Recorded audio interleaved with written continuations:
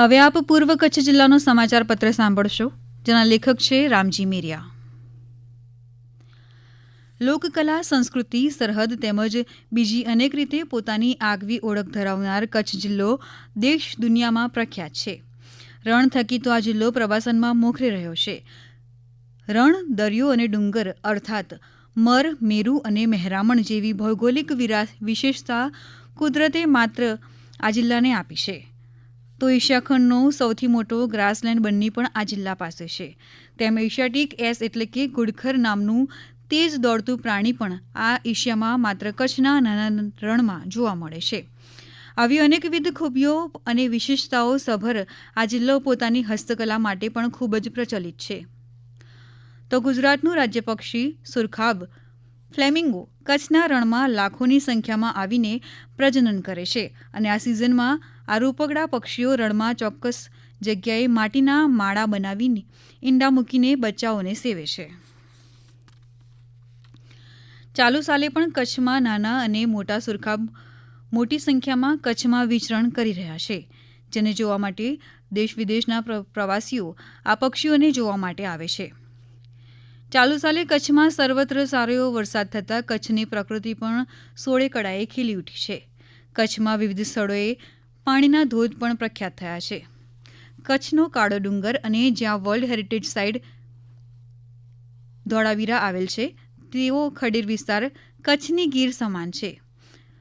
ખડીર વિસ્તારમાં વરસાદ થતાં સર્વત્ર લીલોતરી લોકો માટે આકર્ષણનું કેન્દ્ર બની છે. અહીં પ્રવાસન ખૂબ જ ઝડપભેર વિકસી રહ્યું છે. સરકાર દ્વારા ધોળાવીરાને મહત્વ આપી આ વિસ્તારના વિકાસ માટે પ્રયાસો હાથ ધરવામાં આવ્યા છે, જેમાં હવે 50 એકરમાં નવી ટેન્ટ સિટી નિર્માણ પામી રહી છે, જે આવનારા સમયમાં લોકો માટે આકર્ષણનું કેન્દ્ર બની રહેશે.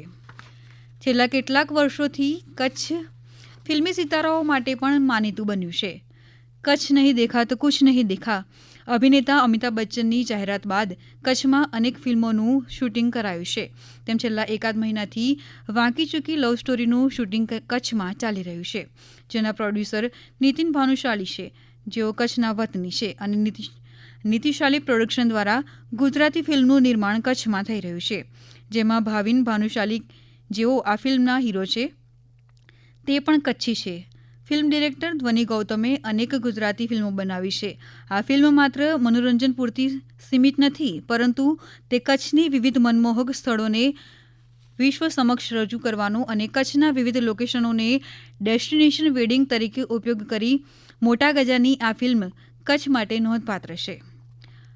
આ ફિલ્મમાં કચ્છના ઘણા સ્થાનિકોને પણ સ્થાન આપવામાં આવ્યું છે. આ ફિલ્મ થકી કચ્છના પ્રવાસને વધુ વેગ મળશે.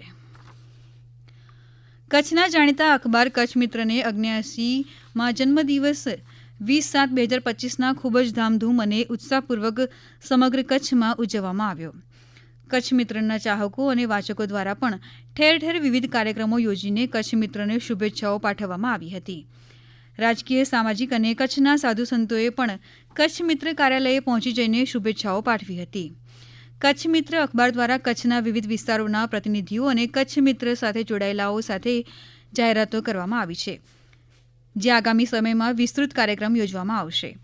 પૂર્વ કચ્છમાં છેલ્લા 3-4 દિવસથી વરસાદનો બીજો રાઉન્ડ ચાલુ થયો છે. ખેડૂતોએ પ્રથમ વરસાદમાં વાવણી કરી નાખ્યા બાદ થયેલો આ વરસાદ ચોમાસુ ખેતી માટે આશીર્વાદરૂપ સાબિત થશે. સારા વરસાદના પગલે સર્વત્ર હરિયાળી જોવા મળે છે. ખેડૂતો અને માલધારીઓમાં ખુશીનો માહોલ જોવા મળે છે.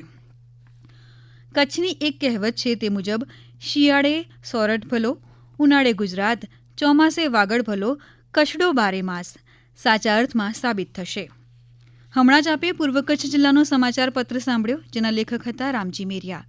આ પ્રસારણ આકાશવાણીના અમદાવાદ વડોદરા કેન્દ્ર પરથી કરવામાં આવ્યું.